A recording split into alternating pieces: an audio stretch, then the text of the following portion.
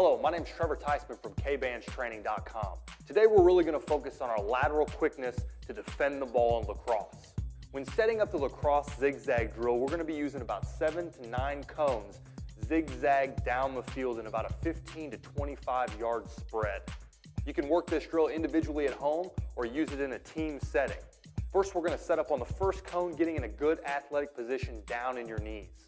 You're also going to need to strap on Kbands. This is really going to help with muscle activation as we open our hips on each of the turns, as well as moving explosively forward, building hip flexor strength, as well as that explosive lateral quickness that we're looking for. To begin this drill with your team or by yourself, we're going to start at the first cone, getting in a low athletic position.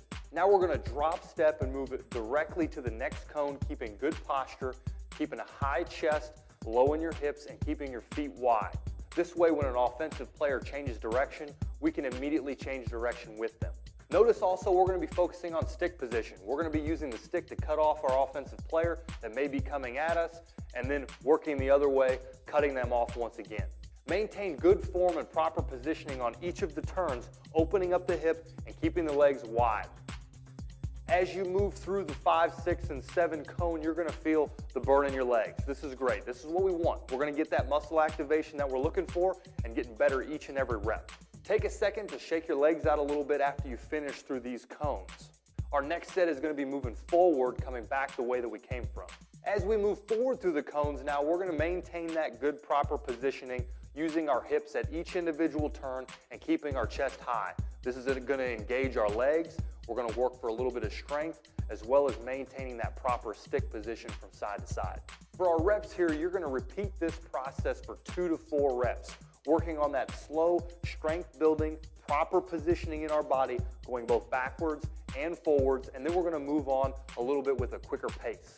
Our next 2 to 4 reps is now going to be with increased speed. We're going to start working on being explosive at the turns and gaining ground quickly through the cones.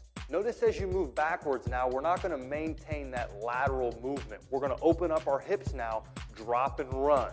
Make sure that you're always trying to make drills game-like. Picture the offensive player standing in front of you. He's getting ready for a dodge and he takes off. Now we've got to drop step and sprint.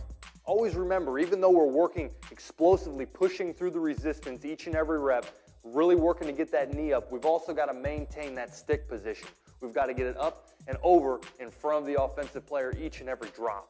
Be sure to focus on speed during these sets. The first rep sequence, we were really maintaining that proper form. Now we need to utilize the drop step and sprint to develop a little quickness and hip drive to really get through each individual turn. As you complete your drop and sprint rep on the way back, we're now going to pick up the pace, hit the individual cones, patter step, and get to the other side. Focus on the breakdown here. When you reach the cone, it's important that you get a low center of gravity, patter step so we can change directions both to the left or right. In this sequence, we're going to follow the cone pattern, so break down, sprint to the next cone, break down, sprint to the next cone. Again here, we're going to complete 2 to 4 resisted reps depending on your level of athleticism. Go ahead and push yourself through each one of those reps. As we completed all of the resisted reps in this drill, we're going to move to unresisted reps. We've got 2 to 4 unresisted reps of just sprints. We've developed that muscle activation. Our legs are now feeling freer, so we're going to work on speed and push through both the drop step sprint as well as the forward sprint. If you're looking to improve your lacrosse speed, head to Kbandstraining.com and grab a set of Kbands today. You're also going to find several other drills like the Modified Pro Agility, as well as the X Passing Drill, and several other drills that can help you improve your skills.